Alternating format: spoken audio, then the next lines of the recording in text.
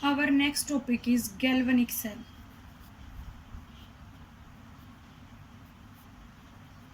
अभी तक हमने इलेक्ट्रोलाइटिक सेल की स्टडी की थी जिसमें हमने रेडॉक्स रिएक्शन कराई थी। वो एक सिंगल बीकर में टेक्स प्लेस करती है, लेकिन हमारे पास यहाँ पे गैल्वेनिक सेल है। ये एक आपका 11th क्लास का टॉपिक है। जब आपने रेडॉक्स रिएक्शन की स्टडी की थी तब वहाँ पे हमारे पास लास्ट टॉपिक आया था इलेक्ट्रोकेमिकल सेल के बारे में, जब हमने स्टडी की थी। ठीक है, तो क्या कहता है कि एक सेल जो क्या करता है, convert chemical energy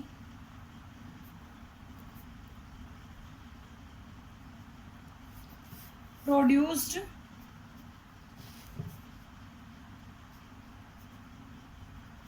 in redox reaction into electrical energy। उस सेल में, इलेक्ट्रोलाइटिक सेल में हमने क्या स्टडी की थी कि हमारे पास इलेक्ट्रिकल एनर्जी थी, उसमें हमने इलेक्ट्रोलाइट से इलेक्ट्रोलाइट को डिसोसिएट कराया था तो केमिकल एनर्जी प्रोड्यूस हुई थी। लेकिन गैल्वेनिक सेल क्या करते हैं कि जो केमिकल एनर्जी होती है रेडॉक्स रिएक्शन में, वहां पे उसको किस में कन्वर्ट कराते हैं, इलेक्ट्रिकल एनर्जी में कन्वर्ट कराते हैं। ठीक है, हमने 11th क्लास में पढ़ा था, हमारे पास जिंक और कॉपर सल्फेट का सॉल्यूशन है। जब दोनों के बीच में रिएक्शन हुई थी तो यहाँ से क्या मिला था, हमारे पास जिंक सल्फेट और कॉपर यहाँ से क्या हो गया था, डिसोसिएट हो गया था। ठीक है भाई, हमारे पास दो बीकर थे। ठीक है, क्या होंगे भैया, हमारे पास दो बीकर होंगे। इलेक्ट्रोलाइटिक सेल में सिंगल बीकर के अंदर रिएक्शन टेक्स प्लेस करती है, लेकिन गैल्वेनिक सेल में डबल बीकर के अंदर क्या करती है, रिएक्शन टेक्स प्लेस करती है। इसमें हमारे पास दो रोड हैं, एक जिंक की रोड होगी, सेकंड जो रोड होगी वो होगी कॉपर की। ठीक है भाई, सेकंड रोड क्या होगी, कॉपर की होगी। यहां से हमारे पास, हम इसको वोल्टमीटर से कनेक्ट करेंगे।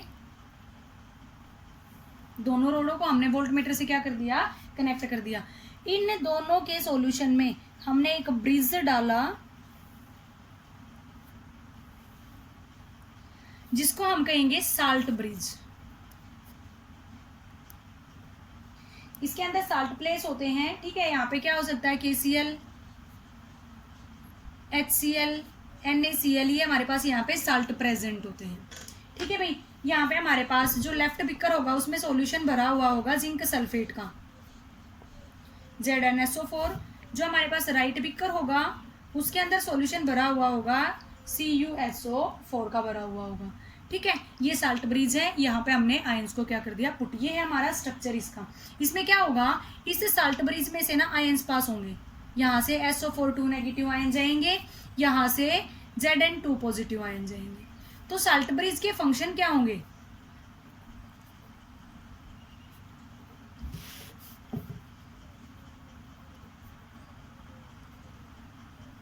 साल्ट ब्रिज वो क्या काम करता है, सबसे पहला काम कराएगा एक्सचेंज ऑफ आयंस।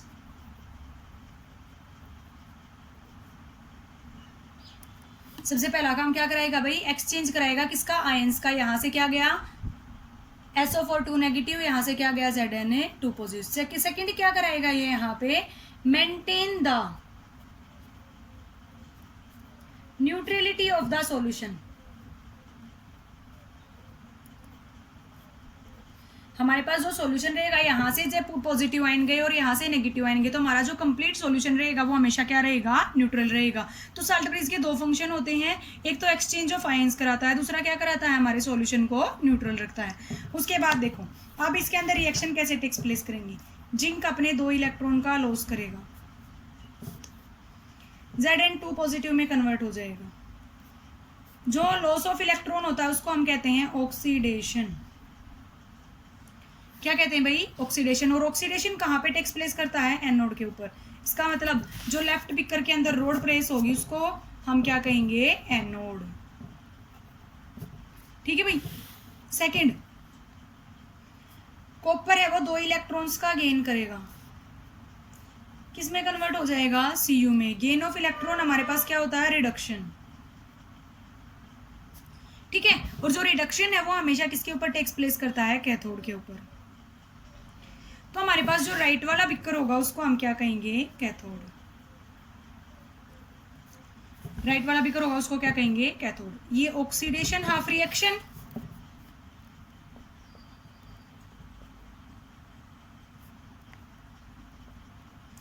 ये रिडक्शन ऑफ रिएक्शन।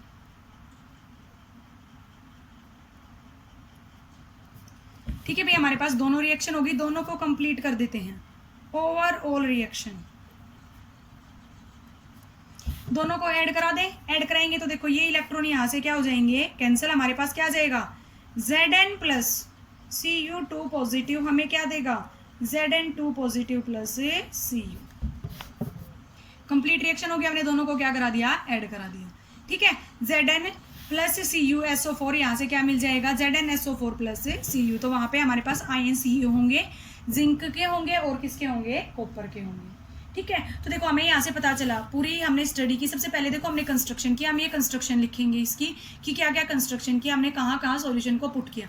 फिर हम इसकी वर्किंग करेंगे। वर्किंग में हमने क्या देखा कि जिंक अपने 2 इलेक्ट्रॉन का लॉस होगा तो उसको ऑक्सीडेशन कहेंगे, कॉपर गेन करेगा तो उसको क्या कहेंगे, रिडक्शन कहेंगे। ठीक है भाई, अब हम इसको रिप्रेजेंट कैसे करेंगे। सबसे पहले जिसका ऑक्सीडेशन हुआ है उसको लिखो और उसके आयंस को लिखो। एक सेल हो गया, बीच में डबल लाइन से शो कराओ साल्ट ब्रिज को, क्योंकि ये साल्ट ब्रिज नहीं होगा तो हमारे पास जो आयंस है वो एक्सचेंज नहीं होंगे और हमारे पास जो सेल है वो कंप्लीट नहीं होगा।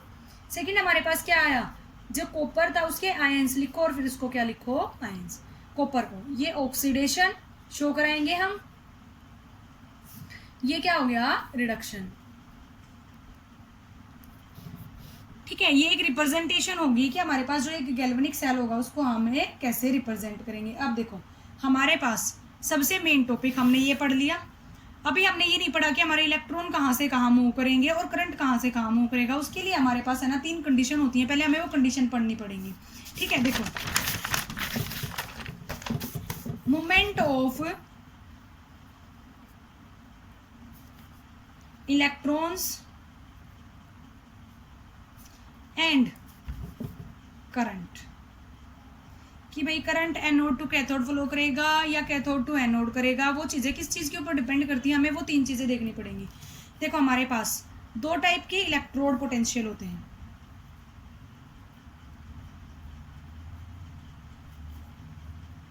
इलेक्ट्रोड पोटेंशियल को बाद में कराती हूँ, पहले ई सेल और ई एक्सटर्नल। ई सेल का मतलब हमने जो रिएक्शन कराई है वहां पे उसका हमारे पास है। ई सेल क्या है, इलेक्ट्रोड पोटेंशियल क्या है। इलेक्ट्रोड पोटेंशियल का मतलब होता है लॉस और गेन ऑफ इलेक्ट्रॉन्स। ठीक है, ई एक्सटर्नल हमारे सेल के बाहर जो इलेक्ट्रोड पोटेंशियल होगा उसको हम क्या कहेंगे, ई एक्सटर्नल। इलेक्ट्रोड पोटेंशियल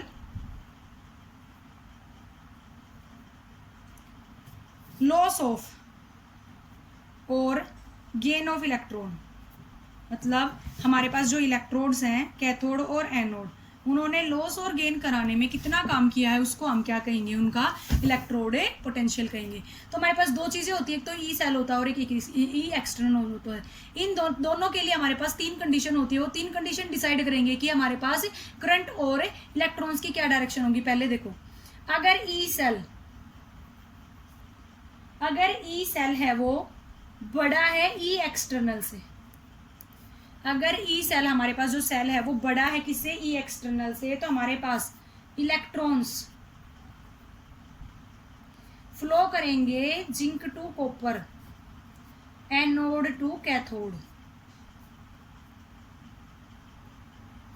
और जो हमारे पास करंट है वो इन दोनों की डायरेक्शन हमेशा अपोजिट रहेगी, फ्लो करेगा copper to zinc, cathode to anode. ठीक है भाई, कहां से कहां फ्लो करेगा, cathode to anode. Second condition, अगर ई सेल छोटा है ई एक्सटर्नल से, मतलब हमारे पास ई सेल है वो कम हो गया किससे, ई एक्सटर्नल से, तो क्या होगा, इलेक्ट्रॉन्स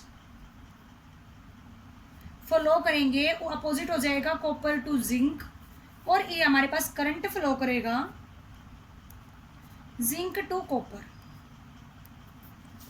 ठीक है भाई, थर्ड कंडीशन हमारे पास क्या होगी, जब ये दोनों इक्वल हो जाएं, दोनों के दोनों क्या हो जाएं, इक्वल। अगर ये दोनों इक्वल हो गए तो इसका मतलब नो करंट फ्लो,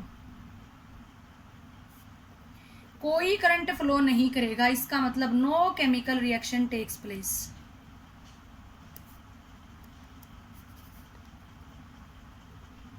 कोई भी केमिकल रिएक्शन है वो टेक्स प्लेस नहीं करेगी।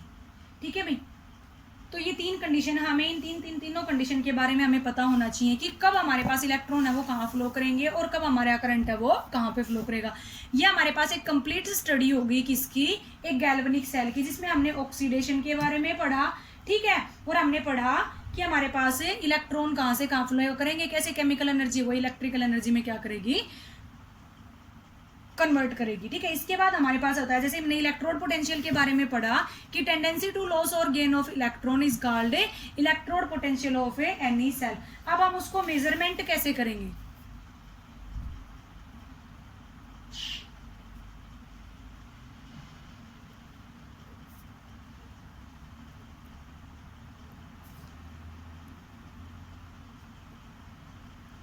हमें मेजरमेंट करनी है इलेक्ट्रोड पोटेंशियल की।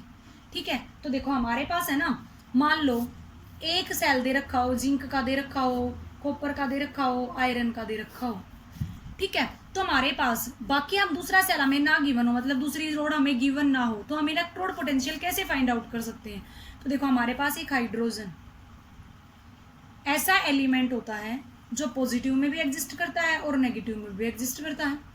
ठीक है, यहाँ पे पॉजिटिव में है तो ये एस ब्लॉक से बिलोंग करता है। 11th क्लास में जब हमने हाइड्रोजन की स्टडी की थी तब हमने दोनों प्रॉपर्टीज पढ़ी थी। ये नेगेटिव है तो ये हेलोजन से बिलोंग करता है। ठीक है, इसीलिए इसका क्या हो सकता है, ऑक्सीडेशन भी हो सकता है और इसका क्या हो सकता है, रिडक्शन भी हो सकता है। ठीक है, तो देखो अब एक सिंगल हाइड्रोजन है जो क्या करा सकता है, ऑक्सीडेशन भी करा सकता है और रिडक्शन भी करा सकता है। तो जब भी हमारे पास कोई भी सिंगल रोड दे रखी हो और हमें इलेक्ट्रोड पोटेंशियल मेजरमेंट करना हो तो वहां पे हम किसकी हेल्प लेंगे, हाइड्रोजन की हेल्प लेंगे। ठीक है, हम देखेंगे कि हमारे पास रिएक्टिव मेटल ज्यादा है या कम है। ठीक है, रिएक्टिव मेटल ज्यादा होगी तो उसका ऑक्सीडेशन हो जाएगा और हाइड्रोजन का क्या हो जाएगा, रिडक्शन हो जाएगा। अगर वो कम होगी तो हमारे पास क्या होगा, हाइड्रोजन का ऑक्सीडेशन हो जाएगा और दूसरी मेटल का क्या हो जाएगा, रिडक्शन। इसीलिए हेलोजन, इसके अंदर दोनों प्रॉपर्टी होने के कारण हेलोजन की भी और एस ब्लॉक एलिमेंट की भी हमारे पास ये एक स्टैंडर्ड माना जाता है।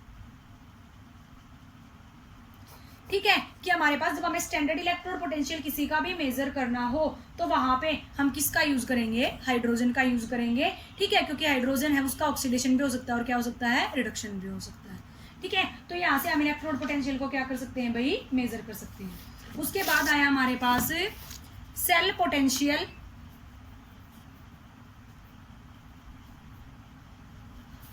और ईएमएफ ऑफ सेल, दोनों में क्या डिफरेंस होता है। ठीक है, देख सेल पोटेंशियल का मतलब क्या हो गया भाई, difference between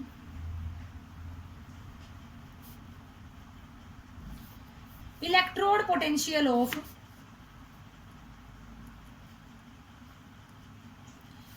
two half sales.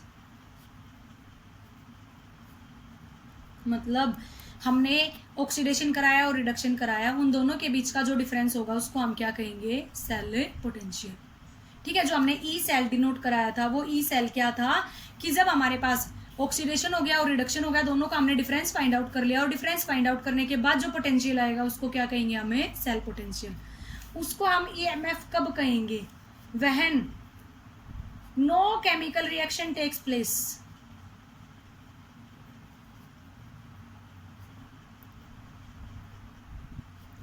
जब कोई भी केमिकल रिएक्शन टेक्स प्लेस नहीं करेगी तो वहां पे जो ई सेल होगा उसको किसका नाम देंगे हम, ईएमएफ ऑफ द सेल। सिर्फ डिफरेंस कितना आया, यहाँ पे केमिकल रिएक्शन टेक्स प्लेस करती है लेकिन यहाँ पे केमिकल रिएक्शन टेक्स प्लेस नहीं करती। ईएमएफ की फुल फॉर्म होती है इलेक्ट्रो मोटिव फोर्स। ठीक है, जब किसी भी सेल के अंदर कोई भी केमिकल रिएक्शन टेक्स प्लेस नहीं करती तो वहां पे जो ई सेल होगा उसको हम क्या कहेंगे, इलेक्ट्रोमोटिव फोर्स कहेंगे। ठीक है भाई, नेक्स्ट आया हमारे पास electrochemical series.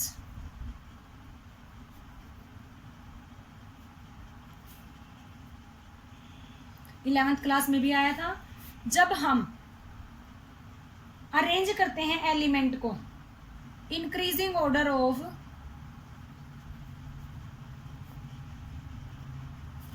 their oxidizing power,